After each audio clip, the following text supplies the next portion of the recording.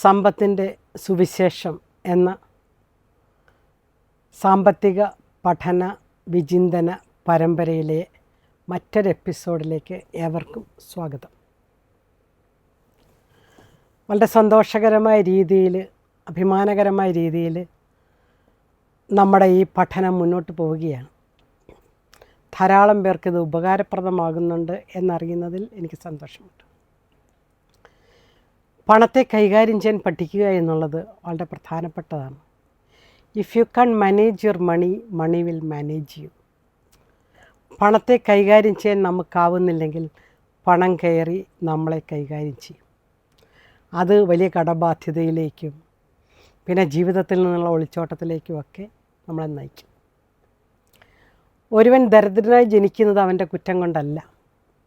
എന്നാൽ ഒരുവൻ ദരിദ്രനായി മരിക്കുന്നുണ്ടെങ്കിൽ അതവൻ്റെയും കൂടി കുറ്റം കൊണ്ടാണ്. ഈ വക ചിന്തകളിലൂടെ നമുക്ക് പുതിയ എപ്പിസോഡിലേക്ക് കിടക്കാം. ഈ എപ്പിസോഡിൽ ഒരു ബാലൻസ്ഡ് മണി മാനേജ്മെൻറ്റിന് വേണ്ട 5 സ്റ്റെപ്പുകൾ പറഞ്ഞു തരാനാണ്, അല്ലെങ്കിൽ നമുക്ക് ഒന്നിച്ച് ചിന്തിക്കാനാണ് ഞാൻ ശ്രമിക്കുന്നത്. 5 steps for a balanced money management. Balanced എന്ന് പറയുമ്പോൾ സന്തുലിതമായ, സമഞ്ജസമായ എന്നൊക്കെയാണ് അർത്ഥം. ഉയർച്ച താഴ്ചകളില്ലാതെ, ഏറ്റക്കുറച്ചിലുകൾ അധികമില്ലാതെ മുന്നോട്ട് പോകുന്ന രീതി. ചില ജീവിതങ്ങളെ നമ്മൾ അടുത്ത് പഠിക്കുമ്പോൾ നമുക്കറിയാൻ സാധിക്കുന്നുണ്ട്. അവരുടെ ജീവിതത്തിൽ വലിയ സാമ്പത്തിക പ്രശ്നങ്ങളില്ല, വലിയ സാമ്പത്തിക ഉയർച്ചകളില്ല, വലിയ സാമ്പത്തിക പരാജയങ്ങളില്ല, അങ്ങനെ പോകും. ചില ജീവിതങ്ങൾ, ചില ബിസിനസ് ജീവിതങ്ങളൊക്കെ നിങ്ങൾ ശ്രദ്ധിച്ചിട്ടുണ്ടോ? വലിയ ഉയർച്ചകളിലേക്ക് പോകുന്നത് കാണാം, ടപ്പേന്ന് താഴോട്ട് വീഴുന്നതാണ്. സമ്പത്ത് ഒഴുകിക്കൊണ്ടേയിരിക്കും. മണിയെ എക്കണോമിക്സിൽ, ഞങ്ങൾ സാമ്പത്തിക ശാസ്ത്രത്തിൽ ഫ്ലൂയിഡായിട്ടാണ് പറയുന്നത്, liquid. Money is a liquid എന്ന് പറയുന്നു. It flows. അതുകൊണ്ടാണ് നമുക്ക് ഫ്രോസൺ അക്കൗണ്ട് ഉള്ളത്, ഫ്രീസ് ചെയ്ത മണി ഉള്ളത്. Money is a liquid assets ആണല്ലോ. അതൊരു കയ്യിൽ നിന്ന് വേറൊരു കയ്യിലേക്ക് പോയിക്കൊണ്ടിരിക്കും. ബാങ്കിൽ കൊണ്ടിട്ടാലും അവിടെ കിടക്കത്തില്ല, അത് വേറെ ഇടത്തേക്ക് പോയിക്കണം. It flows. ഈ ഒഴുക്കിൻ്റെ ഗതി കുറച്ചൊക്കെ നമ്മുടെ നിയന്ത്രണ വിധേയമാക്കാൻ നമുക്ക് സാധിക്കും. അത് നമ്മളെ സഹായിക്കുന്നതാണ്. ഒന്ന്, ഞാൻ പറയുന്ന the first step is we need to have a budget. ഒരു ബഡ്ജറ്റ് ഉണ്ടാവുക എന്നുള്ളതാണ്. ബഡ്ജറ്റിനെ കുറിച്ച് മാത്രമേ നമ്മളൊരു ഫുൾ എപ്പിസോഡ് ചെയ്തിട്ടുണ്ട്. നിങ്ങൾക്ക് വേണമെങ്കിൽ അതിലേക്ക് റെഫറൻസ് പോകാവുന്നതാണ്. അത്രയും ഡീറ്റെയിൽ ആയിട്ട് ഇവിടെ പറയാൻ സാധിക്കത്തില്ല. പക്ഷെ ഒരു കാര്യം ഉറപ്പിച്ച് പറയാൻ പറ്റും, everybody should have a budget. വ്യക്തിപരമായ ബഡ്ജറ്റ്, കുടുംബപരമായ ബഡ്ജറ്റ്, സാഹചര്യങ്ങൾക്കനുസരിച്ച് സ്ഥാപനങ്ങൾക്കൊരു ബഡ്ജറ്റ്, സർക്കാരിന് ബഡ്ജറ്റ്, സംവിധാനങ്ങൾക്ക് ബഡ്ജറ്റ്. മാർച്ച് മാസം നിങ്ങൾ ശ്രദ്ധിച്ച് കാണും, പല സ്ഥാപനങ്ങളും അവരുടെ ബഡ്ജറ്റിൻ്റെ തിരക്ക് പിടിച്ച പണിയിലായിരിക്കും. ചില സ്വകാര്യ വ്യക്തികൾ ജനുവരി മുതലാണ് ബഡ്ജറ്റ് ആരംഭിക്കുന്നത്. ഈ വർഷം എൻ്റെ ജീവിതത്തിൻ്റെ വരുമാന സ്രോതസ്സുകൾ അവർ കണ്ടെത്തുന്നു. എൻ്റെ ജീവിതത്തിൻ്റെ ചിലവിനങ്ങൾ അവർ മനസ്സിലാക്കുന്നു. ഞാൻ എവിടെയൊക്കെ എങ്ങനെയൊക്കെ കാര്യങ്ങൾ നടത്തണമെന്ന് അവർ ചിന്തിക്കുന്നു. ബഡ്ജറ്റിൽ ഉണ്ടാകേണ്ട ചില ഘടകങ്ങളാണ് നമ്മൾ മറ്റൊരു എപ്പിസോഡിൽ കണ്ടത്. ഇവിടെ ഒരു ബാലൻസ്ഡ് മണി മാനേജ്മെൻറ്റിൽ ബഡ്ജറ്റ് ഘടകമായതുകൊണ്ട്. രണ്ടാമത്തത്, അപ്പോൾ ഒന്നാമത്തത് ക്രിയേറ്റിംഗ് ബഡ്ജറ്റ്. ഓക്കെ, ഞാനിത് വീണ്ടും പറയണതെന്നറിയാം. ചില വ്യക്തികളെങ്കിലും എന്നോട് പറഞ്ഞു, ഞങ്ങൾ മിസ്സ് പറയുന്ന, ടീച്ചർ പറയുന്നതല്ല, നോട്ട് എഴുതി വയ്ക്കുന്നുണ്ട്. വീണ്ടും വീണ്ടും എപ്പിസോഡുകൾ ഇരുന്ന് കാണാതിരിക്കാൻ വേണ്ടി, യൂട്യൂബിൽ കയറാതിരിക്കാൻ വേണ്ടി ഞങ്ങൾ ഓരോ എപ്പിസോഡും നോട്ടാക്കി മാറ്റുന്നുണ്ട്. ഒരു അധ്യാപകയ്ക്ക് ഇതിൽ കൂടുതൽ എന്ത് സന്തോഷം വരാനുള്ളതല്ലേ? ക്ലാസ്സിൽ കുട്ടികൾ നമ്മൾ പറഞ്ഞു കൊടുക്കുന്ന കാര്യങ്ങൾ നോട്ട് എഴുതി സൂക്ഷിക്കുന്നു എന്ന് കാണുമ്പോൾ അത് അവരുടെ ജീവിതത്തിൽ ഭാവിയിലേക്കുള്ളതൊരു മുതൽക്കൂട്ടായതുകൊണ്ടാണ്. അപ്പോൾ ചിലരെങ്കിലും നോട്ട് എഴുതുന്നത് കൊണ്ടാണ് ഞാനിത് വീണ്ടും വീണ്ടും ഇങ്ങനെ 1 2 3 4 ഇട്ട് പറയുന്നത്. ഒന്ന്, ക്രിയേറ്റിംഗ് ബഡ്ജറ്റ്. രണ്ടാമത്തത് പ്രയോറിറ്റൈസിങ് എക്സ്പെൻസസ്സാണ്. പ്രയോറിറ്റി എന്ന വാക്ക് സാമ്പത്തിക ആസൂത്രണത്തിലെ പ്രധാനപ്പെട്ടൊരു പദമാണ്. മുൻഗണനാക്രമം. What is the first order, what is second, what is the third. പലരും എൻ്റെ അടുക്ക വന്ന് പറയാറുണ്ട്, പണം ഇഷ്ടം പോലെയൊക്കെ ലഭിക്കുന്നുണ്ട്, പക്ഷെ ഒന്നും മിച്ചമില്ല. ചെലവുകൾ പിടിച്ചിട്ട് നിയന്ത്രിക്കാനാവുന്നില്ല, എൻ്റെ പരിധിയിൽ പെടുന്നില്ല, എല്ലാം എങ്ങോട്ടാണ് പോകണമെന്ന് അറിയത്തില്ല. നെറ്റ് ബാലൻസ് സീറോയും സംടൈംസ് നെഗറ്റീവുമാകുന്നു. അത് പ്രയോറിറ്റൈസേഷൻ ഇല്ലാഞ്ഞിട്ടാണ്. പ്രയോറിറ്റൈസേഷൻ ഏതൊരു സമയത്തും ഏതാണ് പ്രധാനപ്പെട്ടത് എന്ന് ചിന്തിക്കാത്തതുകൊണ്ട്. എന്താണ് പ്രധാനപ്പെട്ടത് ഓരോ സമയത്ത്. ഇപ്പോൾ വിവാഹ ജീവിതം കഴിഞ്ഞ് കുടുംബജീവിതം തുടങ്ങുമ്പോഴത്തേക്കും ഞാൻ പറയും, നിങ്ങളുടെ ജീവിതത്തിൽ സ്വന്തമായിട്ട് ഒന്നിച്ചായിരിക്കുക എന്നുള്ളതാണ് പ്രധാനപ്പെട്ട ഈ സമയത്ത്. അതുകൊണ്ട് അതിനായിട്ട് പണം ചിലവാക്കുക. കുറച്ചുകൂടി കഴിയുമ്പോൾ നിങ്ങൾക്ക് കുഞ്ഞുങ്ങളായി കഴിയുമ്പോൾ കുഞ്ഞുങ്ങളെ വളർത്തുന്നതിലാകാം ചിലവ്. കുഞ്ഞുങ്ങളൊരു 12ാം ക്ലാസ്സൊക്കെ കഴിഞ്ഞാൽ അവരുടെ വിദ്യാഭ്യാസ ചിലവായിരിക്കും. ഇതിനിടയിൽ വീട് വയ്ക്കാനുള്ള ചിലവുണ്ട്, മാതാപിതാക്കളുടെ ആരോഗ്യ സംരക്ഷണ ചിലവുണ്ട്, നിങ്ങൾ തന്നെ സ്വന്തം ആരോഗ്യം സംരക്ഷിക്കാനുള്ള ഇൻഷുറൻസ് ചിലവുകളുണ്ട്. ഒരു വാഹനമുണ്ടെങ്കിൽ മോട്ടോർ ഇൻഷുറൻസ്, ആരോഗ്യ ഇൻഷുറൻസുകൾ വിവിധ തരം. അപ്പോൾ ഏതൊക്കെയാണ് എപ്പോഴൊക്കെയാണ് പ്രധാനപ്പെട്ടതെന്ന് കണ്ടെത്തുക. കഴിഞ്ഞ ദിവസം ഒരു ചെറുപ്പക്കാരന് വിദേശയാത്ര ചെയ്യണമെന്നുള്ള ഭയങ്കര ആഗ്രഹം പറഞ്ഞുകൊണ്ട് എൻ്റെ അടുക്കെ വന്നു. വത്തിക്കാനിൽ പോകണമെന്നുള്ള ആഗ്രഹമായിട്ടാണ് വന്നത്. നീ ഒരു ചിട്ടി തുടങ്ങും, 1,00,000 രൂപയുടെ ഒരു ചിട്ടി തുടങ്ങും, മാസം ഒരു 700 രൂപ അല്ലെങ്കിൽ മാക്സിമം 800 രൂപ അടച്ചാൽ മതിയാകും. അത് ശമ്പളം കിട്ടി ആദ്യം തന്നെ ചെയ്യണം. കാരണം 10ാം തീയതി ആയിക്കഴിഞ്ഞാൽ ചിലപ്പോൾ അടയ്ക്കാനുണ്ടാകത്തില്ല. എല്ലാവരുടെ അനുഭവം അത് തന്നെയാണ്. അപ്പോൾ നിനക്ക് ഒരു കുറച്ച് നാളുകൾക്ക് ശേഷം ചിട്ടി പിടിക്കുകയോ ലേലത്തിൽ കിട്ടുകയോ എന്തെങ്കിലും ചെയ്യാം. അപ്പോൾ നിൻ്റെ കയ്യിൽ ഒരു 70,000 രൂപ കിട്ടും. ടിക്കറ്റ് എടുക്കാൻ ആ കാശ് മതി. ബാക്കി കുറച്ചുകൂടി എവിടെയെങ്കിലുമൊക്കെ ഒപ്പിച്ച് കഴിഞ്ഞാൽ പോയി വരാവുന്നതേ ഉള്ളൂ. ഇതൊക്കെ പ്ലാനിങ് ആണ്, പ്രയോറിറ്റൈസേഷനാണ്. നിനക്കൊരു യാത്ര ആഗ്രഹിക്കുന്നുണ്ടെങ്കിൽ പ്ലാൻ ചെയ്യുക. എല്ലാവരും കാശ് മിച്ചം പിടിച്ചിട്ടൊന്നുമല്ല ഇതൊക്കെ പോകുന്നതും യാത്ര ചെയ്യുന്നതുമൊക്കെ. എല്ലാവരും പ്ലാനിങ്ങിലൂടെയാണ്. പ്രയോറിറ്റൈസേഷനാണ്. അപ്പോൾ നിനക്ക് ഫസ്റ്റ് പ്രയോറിറ്റി അതിനുണ്ടെങ്കിൽ ചിന്തിക്കുക. ഇനി മറിച്ച് ഇപ്പോൾ ഒരു വീട് പണിയുകയാണ് ഫസ്റ്റ് പ്രയോറിറ്റി എങ്കിൽ ഒരു ഹൗസിംഗ് ലോൺ എടുക്കുന്നതിന് മുമ്പ് തന്നെ കയ്യിൽ കുറച്ച് പൈസ, ഒരു 5 ലക്ഷം രൂപയെങ്കിലും കയ്യിലുണ്ടാകട്ടെ, 10 ലക്ഷം ഉണ്ടാകട്ടെ. അത് ഓരോരുത്തർ പണിയുന്ന വീടിൻ്റെ വ്യാപ്തി അനുസരിച്ചിരിക്കും. ബാക്കി ലോൺ എടുക്കാം. നമുക്ക് അഫോർഡബിൾ ലോൺ എന്ന് പറഞ്ഞാൽ മനസ്സിലായല്ലോ അല്ലേ? കൊടുത്തു തീർക്കാനാവുന്ന ലോൺ. ഇനി കുട്ടികളുടെ വിദ്യാഭ്യാസത്തിന് തന്നെ പ്രാധാന്യമെങ്കിൽ ആ രീതിയിലായിരിക്കണം ചിന്തിക്കേണ്ടത്. ഇപ്പോൾ ഏതാണോ നമ്മുടെ വീടിൻ്റെ, നമ്മുടെ വ്യക്തിപരമായ അല്ലെങ്കിൽ കുടുംബപരമായ സാമ്പത്തിക നീഡ്, സാമ്പത്തിക ആവശ്യം, അത് മുന്നിൽ വരിക. ആവശ്യവും അത്യാവശ്യം, അനാവശ്യം, ആഡംബരം, 4 തമ്മിൽ തിരിച്ചറിയണം കേട്ടോ. 4 തമ്മിൽ ഒത്തിരി വ്യത്യാസമുണ്ട്. പൈസ ചിലവാക്കുന്നതിന് മുമ്പ് അല്ലെങ്കിൽ പ്രയോറിറ്റി തീരുമാനിക്കുന്നതിന് മുമ്പ് ഈ 4 വാക്കുകൾ വളരെ പ്രധാനപ്പെട്ടതാണ്. ഞാൻ ആവർത്തിക്കുന്നു: ആവശ്യം, അത്യാവശ്യം, അനാവശ്യം, ആഡംബരം. എന്ത് കാര്യത്തിന് വേണ്ടി പൈസ ചിലവാക്കുമ്പോഴും ഈ ചോദ്യങ്ങൾ നമ്മളോട് തന്നെ നമ്മൾ ചോദിക്കണം. ഇതെനിക്ക് ആവശ്യമോ, ഇതെനിക്ക് അത്യാവശ്യമോ, ഇതെനിക്ക് അനാവശ്യമോ, അതോ ഇത് വെറും ആഡംബരമോ? അത്യാവശ്യമാണെങ്കിൽ ഗോ ഹെഡ്, മുന്നോട്ട് പോകണം. ആവശ്യമാണെങ്കിൽ ചെയ്തു തുടങ്ങണം. ബാക്കി രണ്ടും വിട്ടുകളയുക. അനാവശ്യമാണെങ്കിൽ വേണ്ടെന്ന് വയ്ക്കുക. ആഡംബരമാണെങ്കിൽ മറ്റാരെങ്കിലും കാണിക്കാൻ വേണ്ടിയാണ് നമ്മൾ ചെയ്യുന്നത്. വളരെ ധനാഢ്യയായ ഒരു ഡോക്ടറിൻ്റെ മകൾ കോളേജിൽ വരുമ്പോൾ സാധാരണ ഡ്രസ്സിട്ടേ വരാറുള്ളൂ. ഞാനൊരു ദിവസം ചോദിച്ചു, നല്ല നല്ല ഡ്രസ്സുകളൊക്കെ വീട്ടിലിരിപ്പില്ലേ, അതൊക്കെ ഇട്ടുകൊണ്ട് എന്താണ് കോളേജിൽ വരാത്തത്?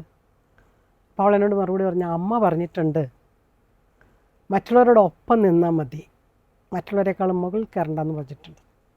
ക്ലാസ്സിലെ മറ്റു കുട്ടികൾ ഇടുന്ന ഡ്രസ്സിൻ്റെ അതേ സ്റ്റാറ്റസ്, നീ വലിയ ധനാഢ്യയായ കുടുംബത്തിലെയാണെന്നോ, നീ വലിയ ഫേമസ് ആയ ഡോക്ടറിൻ്റെ മകളാണെന്നോ വിചാരിച്ചുകൊണ്ട് അതിൻ്റെ ഗർവിലല്ല ക്ലാസ്സിൽ പോയിരിക്കേണ്ടത്. നീ ക്ലാസ്സിലെ സാധാരണ വിദ്യാർത്ഥികളോടൊപ്പം അവരെ പോലെയായിട്ട് ക്ലാസ്സിൽ ഇരുന്നാൽ മതി. നോക്കണേ, ആ അമ്മയുടെയും മകളുടെയും പ്രയോറിറ്റി ആഡംബരമല്ല, ആവശ്യബോധമാണ്. വളരെ അഭിമാനം തോന്നി അമ്മയോടും മകളോടും. നല്ല ഡ്രസ്സൊക്കെ ഇട്ട് കഴിഞ്ഞാൽ മറ്റുള്ളവർക്ക് ചിലപ്പോൾ ഞങ്ങൾക്കിതൊന്നും ഇല്ലല്ലോ എന്ന ചിന്ത ഉണ്ടാകാൻ നീയായിട്ട് ഇടവരുത്തരുത് എന്ന് അമ്മ മകൾക്ക് പറഞ്ഞു കൊടുത്തിട്ടുണ്ട്. എന്തൊരു കൺസെപ്റ്റാണല്ലേ, എന്തൊരു നല്ല കാഴ്ചപ്പാടാണത്. എല്ലാവരേക്കാളും മുന്തിയതായിട്ട് എൻ്റെ മക്കൾ നിൽക്കണമെന്ന് ചിന്തിക്കുന്ന അമ്മമാരുടെ ഇടയിൽ ഈ അമ്മ കാണിച്ച പക്വത വളരെ വലുതാണ്. അപ്പോൾ പ്രയോറിറ്റൈസിങ്, എക്കണോമിക്സിൽ ഞങ്ങൾ പറയും 3 തരത്തിലാണ് വസ്തുക്കളുള്ളത്: നെസസറീസ്, കംഫർട്ട്സ്, ലക്ഷറീസ്. അത്യാവശ്യ വസ്തുക്കൾ, സുഖഭോഗ വസ്തുക്കൾ, ആഡംബര വസ്തുക്കൾ. അത്യാവശ്യ വസ്തുക്കൾക്ക് വേണ്ടി നമ്മൾ പണം ചിലവാക്കണം. ഭക്ഷണമാകാം, ആരോഗ്യ പരിപാലനമാകാം, വിദ്യാഭ്യാസമാകാം, ഭവനമാകാം, അത്യാവശ്യ വസ്തുക്കൾക്ക്. കംഫർട്ട്സ്, ജീവിതത്തെ കുറേ കൂടി സുഖപ്പെടുത്തുന്ന വസ്തുക്കൾ, അതൊരു വാഹനമാകാം, വീട്ടിലെ ചില സൗകര്യങ്ങളാകാം, ജീവിതം മെച്ചപ്പെടുത്താൻ ഉപകാരപ്പെടുന്ന മറ്റു ചില സാധനങ്ങളൊക്കെ ആകാം, നല്ലൊരു ലാപ്ടോപ്പാകാം. അതൊക്കെ സുഖപ്പെടുത്തുക എന്നുള്ളത് നമുക്ക് അത്യാവശ്യ സാധനങ്ങളിലും കംഫർട്ട്സാണ്. മൂന്നാമത് ലക്ഷറിയാണ്. എനിക്കിതൊക്കെ ഉണ്ടെന്ന് മറ്റുള്ളവരെ കാണിക്കാൻ വേണ്ടിയുള്ള വ്യഗ്രതയിലാണ് ലക്ഷറി വരുന്നത്. അപ്പോൾ അത് ഒരു പ്രദർശന മനോഭാവം എന്ന് പറയും എക്കണോമിക്സിൽ.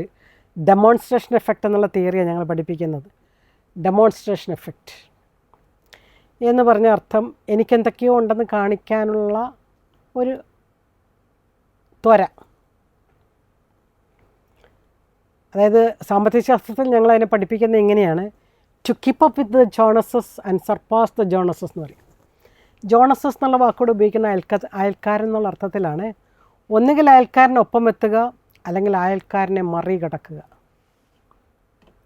അയൽക്കാരനെ മറികടക്കുക എന്ന് പറഞ്ഞാൽ അവർക്കും ഇവർക്കുമൊക്കെ ഇല്ലാത്തത് കൊണ്ട് എനിക്ക് വേണം, അവർക്കും ഇവർക്കുമൊക്കെ ഉള്ളത് കൊണ്ട് എനിക്ക് വേണം. ഇങ്ങനെ പല മനോഭാവങ്ങളാണ് മനുഷ്യൻ നയിക്കുന്നത്. ഇങ്ങനെ വന്നു കഴിയുമ്പോൾ എന്ത് പറ്റും? നമ്മുടെ പ്രയോറിറ്റൈസേഷൻ മാറിപ്പോകുന്നു.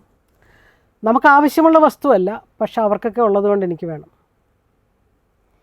ചിലപ്പോഴൊക്കെ അവർക്കൊക്കെ ഇല്ലാത്തത് കൊണ്ട് എനിക്ക് വേണം. രണ്ട് മനോഭാവങ്ങളും നമ്മുടെ പോക്കറ്റ് കാലിയാക്കുന്നുണ്ടോ എന്ന് ശ്രദ്ധിക്കണം. അപ്പോൾ പ്രയോറിറ്റൈസേഷൻ എക്സ്പെൻസ്. മൂന്നാമത്തെ റെഡ്യൂസിങ് ഡെപ്റ്റാണ്. കടം കുറച്ച് കൊണ്ടുവരിക എന്നുള്ളതാണ്. നമ്മളൊരു ലോൺ എടുത്ത് ഒരു വീട് പണിയുകയോ വിദ്യാഭ്യാസ ലോൺ എടുക്കുകയോ ചെയ്തിട്ടുണ്ടെങ്കിൽ അതിൻ്റെ എമൗണ്ട് കുറഞ്ഞു വരിക എന്നുള്ളതാണ്. ഹൗസിംഗ് ലോൺ എടുക്കുന്നവരോട് ഞാൻ പറയാറുണ്ട്, ഇടയ്ക്ക് എന്തെങ്കിലും പൈസ എവിടെ നിന്നെങ്കിലും ഏതെങ്കിലും അർത്ഥത്തിൽ നിങ്ങളുടെ കയ്യിൽ വന്ന് പെടുകയാണെങ്കിൽ, എക്സ്ട്രാ മണി വരുവാണെങ്കിൽ, ആ ലോണിലേക്ക് കൊണ്ടുവന്ന് അടയ്ക്കണം കേട്ടോ. മുതൽ കുറയാൻ വേണ്ടിയാണ്. മുതൽ കുറയുന്നതനുസരിച്ച് നിങ്ങളുടെ പലിശ കുറയും, അതുകൊണ്ടാണ്. അങ്ങനെ നിങ്ങൾ അടച്ചില്ലെങ്കിൽ 20 വർഷമോ 30 വർഷം കഴിയുമ്പോഴോ നിങ്ങൾ ലോൺ അടച്ച് തീർക്കുന്നത് നിങ്ങൾ എടുത്ത തുകയുടെ 2.5 ഇരട്ടിയായിരിക്കും. അപ്പോൾ ബാങ്ക് മാനേജർമാർ പറയുന്നത് ആ സമയത്ത് ഈ വസ്തുവിൻ്റെ വിലയും 2.5 ഇരട്ടി ഉയർന്നിട്ടുണ്ട്, അതുകൊണ്ട് പേടിക്കേണ്ടെന്നുള്ളതാണ്. അത് ബാങ്കിൻ്റെ ബിസിനസ് തന്ത്രം. പക്ഷെ നമ്മുടെ സ്വകാര്യ മണി മാനേജ്മെൻറ്റ് പൊളിയാതിരിക്കാൻ വേണ്ടിയാണ് ഞാൻ പറയുന്നത് റെഡ്യൂസിങ് ഡെപ്റ്റ്.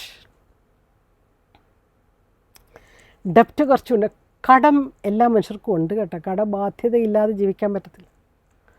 ജീവിതത്തിൽ കടബാധ്യത ഉള്ള സമയത്ത് പോലും ജീവിതത്തെ ക്രമീകരിക്കുന്നവരെ ഞാൻ കണ്ടിട്ടുണ്ട്. കഴിഞ്ഞ ദിവസം എന്നോടൊരാൾ പറയുമായിരുന്നേ, ഞാൻ നേഴ്സിങ്ങിന് പഠിക്കുമ്പോൾ 3-ാമത്തെ വർഷം എനിക്ക് സ്റ്റൈഫൻഡ് കിട്ടിത്തുടങ്ങി. സ്റ്റൈഫൻഡ് കിട്ടി ഞാൻ അന്ന് തുടങ്ങി ദശാംശം കൊടുത്തു തുടങ്ങി. നോക്കണേ, നേഴ്സിങ്ങിന് ലോണുണ്ട്, ലോൺ അടയ്ക്കണം, പക്ഷേ എൻ്റെ സ്റ്റൈഫൻഡിൽ നിന്ന് ഞാൻ ദശാംശം കൊടുത്തു തുടങ്ങി. ഇന്നെനിക്ക് നല്ല വരുമാനമുണ്ട്, കടമൊക്കെ തീർന്നു. ക്രമീകരിക്കണതിൻ്റെ ബ്യൂട്ടിയാണ് പറയുന്നത്. ആ കൊച്ചു സ്റ്റൈഫൻഡിൽ നിന്ന് കൊടുത്തു തുടങ്ങിയെന്ന് പറയുമ്പോൾ സാമ്പത്തിക മാനേജ്മെൻറ്റിൻ്റെ കാഴ്ചപ്പാടാണ് നമ്മൾ നോക്കേണ്ടത്. 100 രൂപയാകട്ടെ, 200 രൂപയാകട്ടെ, 500 രൂപയാകട്ടെ, വിദ്യാർത്ഥിയായിരിക്കുമ്പോൾ തന്നെ കൊടുക്കാൻ സാധിക്കുന്ന ഒരു കൊച്ചിൻ്റെ പണത്തോടുള്ള വിശാലമായ കാഴ്ചപ്പാട്, ഇതാ കൊച്ചിൻ്റെ ജീവിതത്തിൽ കടമില്ലാതെ ജീവിക്കാൻ സഹായിച്ചു എന്നാണ് ആ കുട്ടി എന്നോട് പറഞ്ഞത്. എൻ്റെ ഒരു കാഴ്ചപ്പാട് ജീവിതത്തിൽ ഒരിക്കലും കടമില്ലാതെ ജീവിക്കാൻ എനിക്ക് സാധിച്ചു. നേഴ്സിങ്ങിൻ്റെ കടം എനിക്ക് വീട്ടിൽ പിന്നെ എനിക്കൊരിക്കലും കടമുണ്ടായിട്ടില്ല. എൻ്റെ വിവാഹ ജീവിതത്തിലൊന്നും സാമ്പത്തിക ബുദ്ധിമുട്ടുകളെ ഉണ്ടായിട്ടില്ല. ആ രീതിയിൽ ദൈവം ഇടപെട്ടു എന്നുള്ളതാണ്. സോ ഡെപ്റ്റ് റെഡ്യൂസ് ചെയ്ത് കൊണ്ടുവരിക എന്നാണ്. 4-ാമത്തത് ഇൻക്രീസിങ് സേവിങ്സാണ്. നിങ്ങൾ ഓർക്കണം, ക്രിയേറ്റിംഗ് ബജറ്റ് 1-ാമത്തത്, പ്രയോറിറ്റൈസിങ് എക്സ്പെൻസസ് 2-ാമത്തത്, റെഡ്യൂസിങ് ഡെപ്റ്റ്സ് കടം കുറയ്ക്കുക 3-ാമത്തത്. 4-ാമത്തേലേക്ക് നമ്മൾ പോവുകയാണ്, ഇൻക്രീസിങ് സേവിങ്സ്. സേവിങ്സ് എന്ന് പറഞ്ഞാൽ സമ്പാദ്യമാണ്. സമ്പാദ്യം വർദ്ധിപ്പിക്കുക എന്ന് പറഞ്ഞാൽ ചിലർ പറയും വരുമാനം ഉണ്ടായിട്ട് വേണ്ടേ സമ്പാദിക്കാമെന്ന് പറയും. തെറ്റായ കാഴ്ചപ്പാടാണ് കേട്ടോ. ഇൻകം മൈനസ് കൺസംഷൻ അല്ല സേവിങ്സ്. ഇൻകം മൈനസ് സേവിങ്സ് ആണ് കൺസംഷൻ. ഒരു എക്കണോമിക്സ് തിയറി പറഞ്ഞതാണ് കേട്ടോ. വരവിൽ നിന്ന് ചിലവ് കുറയ്ക്കുന്നതല്ല സമ്പാദ്യം, വരവിൽ നിന്ന് സമ്പാദ്യം കുറയ്ക്കുന്നതാണ് ചിലവ്. എന്ന് പറഞ്ഞാൽ കിട്ടുന്ന വരുമാനത്തിൽ നിന്ന് ആദ്യം സമ്പാദ്യം മാറ്റി വെച്ചിട്ട് പിന്നെ ഉള്ളത് ചിലവാക്കാനുള്ളത്. അതിനൊരു 50:20:30 എന്നൊക്കെയുള്ള ചില പ്രിൻസിപ്പിളുകൾ പലരും പറയാറുണ്ട്. 50% ചിലവാക്കാനുള്ളതാണ്, 20% സേവ് ചെയ്യാനുള്ളതാണ്, 30% നിക്ഷേപിക്കാനുള്ളതാണ്, ഇങ്ങനെയൊക്കെ പറയുന്ന കണക്കുകൾ. ഓക്കെ, അപ്പം ഇൻക്രീസ് നമ്മളൊരു മറ്റൊരു എപ്പിസോഡിൽ ചിന്തിച്ചത് കൊണ്ടാണ് അത് വിടുകയാണ്. ഇൻക്രീസിങ് സേവിങ്സ് പല രീതിയിൽ നമുക്ക് സേവ് ചെയ്യാം അല്ലേ, പല രീതിയിൽ. പെട്ടെന്ന് പൈസയ്ക്ക് ആവശ്യം വരുമ്പോഴും നാലാന്ന് ഓർത്തിട്ട് ഒരു റെക്കറിങ് ഡെപ്പോസിറ്റ് സേവ് ചെയ്യാം. റെക്കറിങ് ഡെപ്പോസിറ്റ് എന്ന് പറഞ്ഞാൽ എല്ലാ ബാങ്കുകളും നമുക്ക് തുടങ്ങാവുന്ന ഒരു സാധാരണ ഡെപ്പോസിറ്റ് സ്കീമാണ്. നിശ്ചിത തുക എല്ലാ മാസവും അടയ്ക്കുക എന്നുള്ളതാണ്. അത് നമ്മൾ ചെന്ന് അടയ്ക്കണമെന്നില്ല. ബാങ്കിനൊരു ഇൻസ്ട്രക്ഷൻ കൊടുത്തു കഴിഞ്ഞാൽ നമ്മുടെ അക്കൗണ്ടിൽ പൈസ ഡേറ്റിലുണ്ടാകണം എന്നുള്ളതിൽ ബാങ്ക് തന്നെ ഈ അക്കൗണ്ടിൽ നിന്ന് കട്ട് ചെയ്തിട്ട് മറ്റേ അക്കൗണ്ടിൽ ക്രെഡിറ്റ് ചെയ്തോളും.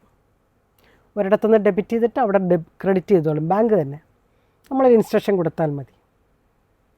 അതുകൊണ്ട് ഒരു അഡ്വാൻറ്റേജ് ഉള്ളത് എന്നാണെന്നറിയാമോ, നമുക്ക് ശമ്പളമോ അല്ലെങ്കിൽ മറ്റേതെങ്കിലും പൈസ വരുന്ന ഡേറ്റ് വെച്ച് കൊടുത്തു കഴിഞ്ഞാൽ ഓട്ടോമാറ്റിക് കട്ട് ഓഫ് ആകുന്നത് കൊണ്ട് നമ്മൾ അറിയാതെ അത് നടന്നു പോകും. നമുക്ക് ചിലവാക്കാൻ കാശ് അത്രയും കുറച്ചേ കിട്ടുള്ളൂ. ദീർഘകാലത്തേക്കൊക്കെ ആണെങ്കിൽ FDO ആ രീതിയിലൊക്കെ നമുക്ക് ചിന്തിക്കാം. അപ്പോൾ എങ്ങനെയാണെങ്കിലും നമുക്കൊരു സേവിങ്സ് ഉണ്ടാകണം. അതിനകത്ത് നമ്മൾ ഒരു എമർജൻസി ഫണ്ടിനെ കുറിച്ച് നമ്മൾ പറയുന്നു, അടിയന്തര ഫണ്ട്.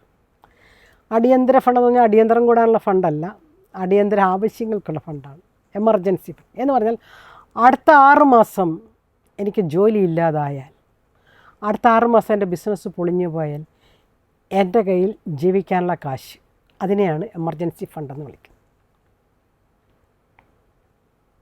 അങ്ങനെ ഒരു ഫണ്ട് ക്രിയേറ്റ് ചെയ്ത് തൊടാതെ അവിടെ ഇടുന്ന മനുഷ്യരുണ്ട്. എത്ര ബുദ്ധിമുട്ട് വന്നാലും അവരതിനെ തൊടത്തില്ല. കാരണം മനുഷ്യനല്ലേ, ജോലിയല്ലേ, ഏതെങ്കിലും സമയത്ത് ജോലി നഷ്ടപ്പെടാം, ബിസിനസ്സിൽ താഴ്ചകൾ സംഭവിക്കാം. അപ്പോൾ 6 മാസത്തേക്ക് എനിക്ക് ജീവിക്കാനുള്ള കാശിനെയാണ് എമർജൻസി ഫണ്ടെന്ന് പറയുന്നത്. അപ്പോൾ അങ്ങനെയുള്ള സേവിങ്സ് നിജപ്പെടുത്തുക എന്നുള്ളതാണ്. ലാസ്റ്റ്ലി ഇൻവെസ്റ്റിംഗ് റെഗുലർലി എന്ന് പറയും. സേവിങ്ങും നിക്ഷേപവും രണ്ടാണ് കേട്ടോ. സമ്പാദ്യവും നിക്ഷേപവും രണ്ടാണ്. സേവിങ് ആൻഡ് ഇൻവെസ്റ്റ്മെൻ്റ് എന്ന് പറയും. ഇൻവെസ്റ്റ്മെൻ്റ് എന്ന് പറഞ്ഞു കഴിഞ്ഞാൽ എനിക്ക് എന്തെങ്കിലും വരുമാനം ലഭ്യമാകാൻ വേണ്ടി ഞാൻ റെഗുലറായിട്ട് തുടർച്ചയായിട്ട് നിക്ഷേപിക്കുന്നതിനെയാണ്. ഷെയർ മാർക്കറ്റൊക്കെ ഇതിനകത്ത് പെടുന്നു.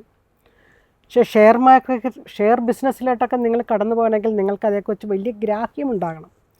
ഇല്ലെങ്കിൽ പൊളിഞ്ഞു പോകും കേട്ടോ. ഷെയർ ബിസിനസ്സിലൊക്കെ കയറി ലക്ഷങ്ങൾ ഉണ്ടാക്കിയവരെയും സീറോയിലേക്ക് എത്തിയവരെയും ഒക്കെ എനിക്കറിയാം. കിടപ്പാടം വരെ നഷ്ടപ്പെട്ടു പോയവരെയൊക്കെ എനിക്കറിയാം. കാരണം അവർക്കത് ഈ ഫീൽഡ് അറിയാൻ പാടില്ല എന്നിട്ടാണ്. ഈ ഫീൽഡ് അറിയാൻ പാടില്ലാത്തവർ വെറുതെ കൈ പൊള്ളാൻ വേണ്ടി അതിനകത്തോടൊന്നും പോകരുത്. ചിലരോട് പറയാറുണ്ട്, പോയാലും ഇത്രയ്ക്കിത്രയല്ലേ നഷ്ടമുള്ളെന്ന് ഓർത്തിട്ടൊക്കെ ചിലപ്പോഴൊക്കെ ഞാനൊക്കെ ചെയ്തിട്ടുണ്ട്. കിട്ടിയാൽ കിട്ടി, പോയാൽ പോയി എന്നുള്ളൊരർത്ഥത്തിൽ. അപ്പോൾ അതിനാണ് ഇൻവെസ്റ്റ്മെൻ്റ് എന്നുള്ളത്. ഏറ്റവും നല്ല ഇൻവെസ്റ്റ്മെൻ്റ് എന്ന് പറയുന്നത് മക്കളിലാണ്. മക്കളിൽ ജീവിതം നിക്ഷേപിക്കുക, മക്കളിൽ ദൈവത്തെ നിക്ഷേപിക്കുക, മക്കളിൽ വിദ്യയെ നിക്ഷേപിക്കുക, മക്കളിൽ ബന്ധങ്ങളുടെ വലിപ്പത്തെ നിക്ഷേപിക്കുക. ഇതൊക്കെ വലിയ നിക്ഷേപങ്ങളാണ്. സാമ്പത്തിക നിക്ഷേപങ്ങളെക്കുറിച്ച് മാത്രമല്ല നമ്മൾ ചിന്തിക്കുന്നത്. എന്നാൽ ഇതെല്ലാം വലിയ സാമ്പത്തിക നിക്ഷേപങ്ങളാണ് തന്നെ. ഇങ്ങനെ നമുക്ക് നിക്ഷേപിക്കാൻ സാധിക്കുമെങ്കിൽ ഒരുപക്ഷെ സ്ഥായിയായ രീതിയിൽ സ്ഥിരതയുള്ള സസ്റ്റൈനബിൾ ഡെവലപ്മെൻറ്റ് എന്നൊക്കെ പറയും, സുസ്ഥിരമായ വികസനത്തിന് നമ്മളെ സഹായിക്കും. അപ്പോൾ ഈ 5 സ്റ്റെപ്പുകൾ ഞാൻ ഒന്നുകൂടി ആവർത്തിക്കുകയാണ്. ഒരു ബഡ്ജറ്റ് സൃഷ്ടിക്കുക, എക്സ്പെൻസിനെ പ്രയോറിറ്റൈസ് ചെയ്യുക, മുൻഗണന ഉണ്ടാക്കുക, ഡെപ്റ്റ് കുറച്ച് കൊണ്ടുവരിക, കടം കുറച്ച് കൊണ്ടുവരിക, സേവിങ്സ് വർദ്ധിപ്പിക്കുക, റെഗുലറായിട്ട് ഇൻവെസ്റ്റ് ചെയ്തുകൊണ്ടേയിരിക്കുക, കൃത്യമായി മുടക്കിക്കൊണ്ടേയിരിക്കുക. ഇതൊക്കെ സംഭവിക്കണമെങ്കിൽ ടീച്ചർക്ക് ഇങ്ങനെ TV-യിലിരുന്ന് അല്ലെങ്കിൽ ഇങ്ങനെയൊക്കെ പറയാൻ സാധിക്കും. പ്രാക്ടിക്കലായിട്ട് ഞങ്ങളുടെ ജീവിതത്തിൽ ഇതൊക്കെ സംഭവിക്കണ്ടേ? പ്രാക്ടിക്കലായിട്ട് ഇത് നമ്മുടെ ജീവിതത്തിൽ സംഭവിക്കണമെങ്കിൽ 4 സമീപനങ്ങളെക്കുറിച്ച് ഞാൻ നിങ്ങളോട് പറയാൻ ആഗ്രഹിക്കും. പണത്തോടുള്ള 4 സമീപനങ്ങൾ, ദ അപ്രോച്ചസ് ടുവേർഡ്സ് മണി.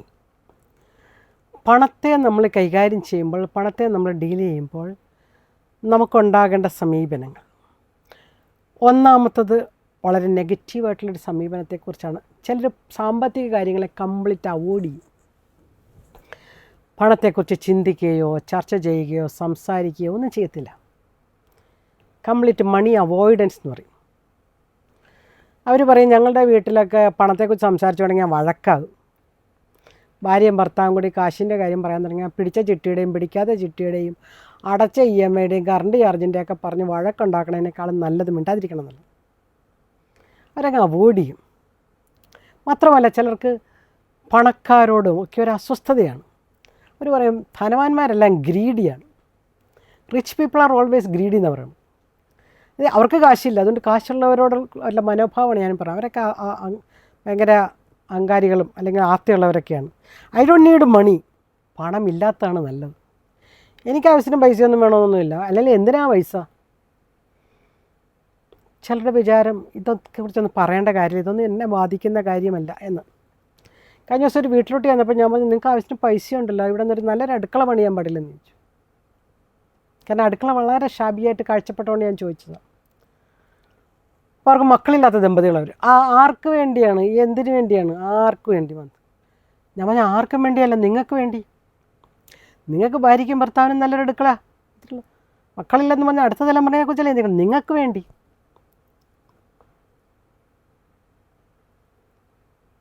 കാഴ്ചപ്പാടിൻ്റെ കുഴപ്പമാണ് കേട്ടോ. മൊത്തത്തിലെല്ലാം അവോയ്ഡ് ചെയ്യുക.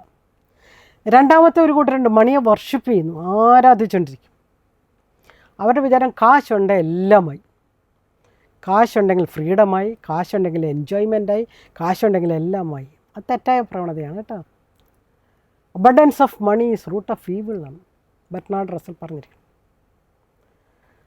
Lakh of money and abundance of money both are roots of evil. പണത്തിൻ്റെ ദൗർലഭ്യം ക്രിമിനൽസിനെ സൃഷ്ടിക്കുന്നു. പണത്തിൻ്റെ അമിതമായിട്ടുള്ള വരവ് സ്വാർത്ഥരെ സൃഷ്ടിക്കുന്നു, അല്ലെങ്കിൽ ധൂർത്തിനെ സൃഷ്ടിക്കുന്നു. സുഖത്തിൻ്റെ പുതിയ മേച്ചിൽപ്പുറങ്ങൾ തേടിയുള്ള അവരുടെ യാത്രയിൽ ജീവിതം നഷ്ടമാകും. അപ്പോൾ മണിയെ ആരാധിക്കുന്ന മനുഷ്യരെ കണ്ടിട്ടുണ്ട് കേട്ടോ. ഏത് സമയം കാശെങ്ങനെ ഉണ്ടാക്കണം, കാശെങ്ങനെ ഉണ്ടാക്കാമെന്ന് ചിന്തിച്ച് നടക്കുന്നവർ. തെറ്റായ മനോഭാവമാണ്. മൂന്നാമത്തെ മണിയെ സ്റ്റാറ്റസ് ആയിട്ട് കാണുന്നവർ. അവരുടെ ജീവിതത്തിൽ ഗമയുടെ പൊങ്ങച്ചത്തിൻ്റെ അടയാളമാണ് മണി. കാശില്ലെങ്കിലും വലിയ കാറ് മേടിക്കുക, കൊക്കിലൊതുങ്ങാത്ത വിധത്തിൽ വലിയ വീട് പണിയുക, പണിത വീട് പിന്നെ രക്ഷയില്ലാണ്ട് വിൽക്കുക, ആ കാറിൻ്റെ ആ വീടിൻ്റെ മുമ്പിൽ നിന്ന് 4 ഫോട്ടോ എടുത്ത് സ്റ്റാറ്റസ് ഇടുക. മണി സ്റ്റേറ്റസിന് വേണ്ടി ഉപയോഗിക്കുന്നവർ. പണമുള്ളവരോട് മാത്രം സംസാരിക്കുന്നു, പണമുള്ള ബന്ധുക്കളുടെ വീട്ടിൽ മാത്രം പോകുന്നു, പണക്കാരായവരെല്ലാം ഞങ്ങളുടെ ബന്ധുക്കളാണെന്നും പറഞ്ഞുകൊണ്ട് അവരെ കുറിച്ച് മറ്റുള്ളവരോട് പറയുന്നു. സ്റ്റാറ്റസ് സിമ്പിളാണ്, ഇത് നെഗറ്റീവാണ്. 3 നെഗറ്റീവ് അവസ്ഥകളാണ് ഞാൻ പറഞ്ഞത് കേട്ടോ. Money avoidance, money worship and money status. നമുക്ക് വേണ്ട 4ാമത്തെ ഏറ്റവും മനോഹരമായ അവസ്ഥ മണി വിജിലൻസാണ്. പണത്തെ ജാഗ്രതയോടെ കാണാൻ പഠിക്കുക. പണത്തെ ജാഗ്രതയോടെ കാണുന്നവരാണ് ഞാൻ നേരത്തെ പറഞ്ഞ 5 സ്റ്റെപ്പുകൾ ചെയ്യുന്നവർ. പണം നമ്മുടെ ദൈവം തന്നിരിക്കുന്ന ഒരു ടൂളാണ്, ഒരു ഉപകരണമാണ്. അത് നമ്മൾ മനോഹരമായിട്ട് ദൈവം തന്നതായതുകൊണ്ട് അതിനെ വളരെ മനോഹരമായിട്ട് കാത്തു പരിപാലിക്കുന്നു, സുരക്ഷിതമാക്കുന്നു. പൊങ്ങച്ചത്തിന് ഉപയോഗിക്കുന്നില്ല, ആഡംബരങ്ങൾക്ക് വേണ്ടി ഉപയോഗിക്കുന്നില്ല, മറിച്ച് വളരെ സന്തുലിതമായ മനോഭാവം അതിനോട് കാണിക്കുന്നു. അപ്പോൾ 4ാമത്തെ അവസ്ഥയിലേക്ക് നിങ്ങൾ എത്തണം എന്നാണ് എൻ്റെ എപ്പിസോഡിൻ്റെ ആഗ്രഹം. അതുകൊണ്ട് ഈ ഒരു ആഗ്രഹം പറഞ്ഞുകൊണ്ടാണ് ഞാൻ എപ്പിസോഡ് വൈൻഡപ്പ് ചെയ്യുന്നത്. മണി വിജിലൻസ്, പണത്തെ ജാഗ്രതയോടെ സൂക്ഷ്മതയോടെ കൈകാര്യം ചെയ്യുക. നന്ദി.